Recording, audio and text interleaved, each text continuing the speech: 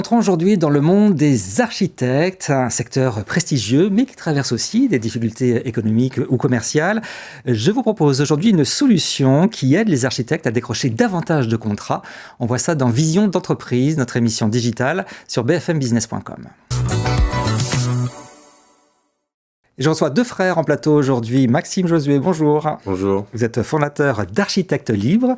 Et Romain Josué, bonjour. Bonjour. Vous êtes architecte. Alors tout d'abord, Maxime, comment est-ce que vous accompagnez concrètement les architectes ou les architectes d'intérieur à décrocher davantage de projets ? Donc les architectes, ils font 5 à 7 ans d'études, mais ils peinent à signer des projets de manière régulière. Donc nous, notre travail, il est simple. On les accompagne où les clients recherchent vraiment un architecte, c'est-à-dire sur Google ou sur ChatGPT. Et on les suit jusqu'à qu'ils signent des projets.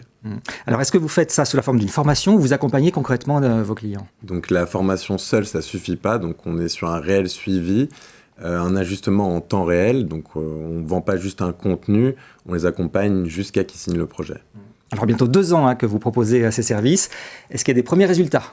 Oui, donc on accompagne aujourd'hui plus de 100 architectes et architectes d'intérieur. Donc, certains signent 2 à 3 nouveaux projets par mois de manière régulière. Certains sont même en première position sur Google sur des villes très concurrentielles comme Paris. Certains doublent ou triplent leur chiffre d'affaires sans travailler plus. Donc évidemment, ce n'est pas magique, c'est une méthode. Donc de résultats positifs. Et justement, on va voir concrètement, on a sur le plateau un architecte, c'est Romain. Vous avez proposé plus de services et vous avez plus de contrats justement grâce à cette offre ? Alors oui, ça a pas mal changé la donne, effectivement, parce qu'avant, c'était un peu compliqué d'avoir des projets. Et là, maintenant, j'ai des demandes régulières dans des secteurs qui me plaisent, avec des projets qui me plaisent. Alors qu'avant, c'est vrai que c'était très limité, quoi. On avait du mal à trouver ce qu'il nous fallait. Et ensuite, c'est vrai que comme ça a commencé à très bien marcher, justement, et j'ai plein d'amis et de confrères qui m'ont dit « mais est-ce qu'on peut faire la même méthode pour nous ?» Et c'est un peu comme ça qu'Architectes Libres est né, quoi. Alors justement, c'est une histoire familiale, c'est comme ça que tout a commencé pour vous ? Oui, tout à fait. En fait, avant, j'étais salarié dans une agence d'architecture, j'ai voulu me mettre à mon compte, comme beaucoup. Oui. Et en fait, en me mettant à mon compte, ça a été très compliqué. Pourquoi ? Parce que je me suis retrouvé sans projet, sans client pendant un petit moment. Et du coup, c'est vrai que donc, mon frère m'a beaucoup aidé à pouvoir commencer à mettre en place tout un système pour trouver ses clients. Et ça a changé la donne. Je suis devenu un peu plus libre. Maintenant, j'ai des clients qui arrivent assez régulièrement. Donc voilà, là-dessus, je suis assez ravi, quoi. Et du coup, vous avez créé cette structure qui répond concrètement aux problématiques de Romain.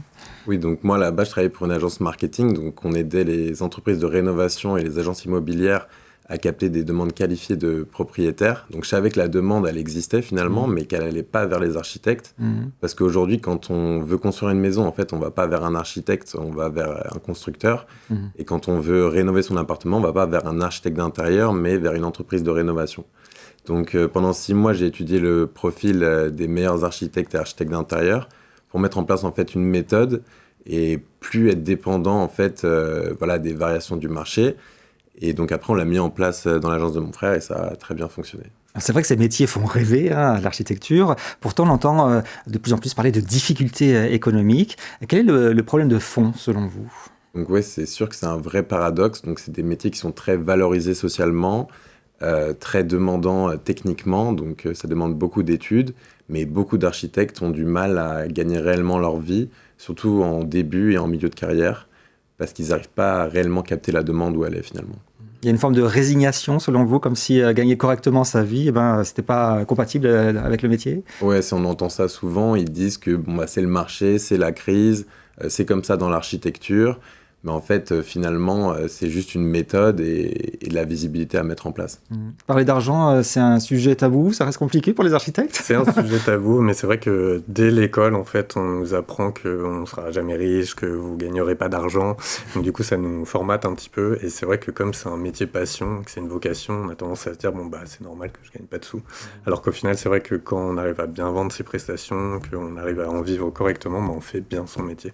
Donc c'est vraiment ça, d'être libre là-dessus, ça change tout. Alors c'est vrai qu'il y a aussi un contexte économique qui est difficile, crise immobilière et les permis de construire qui sont en baisse.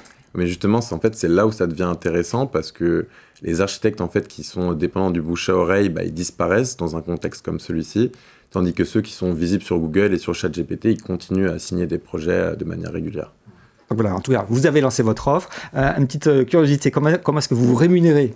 Donc les architectes, ils investissent dans un accompagnement. Donc en fait, s'ils ne signent pas de projet, pour nous, ça n'a aucun intérêt finalement. Donc on est aligné avec les architectes et notre but, c'est qu'ils signent des projets tout simplement.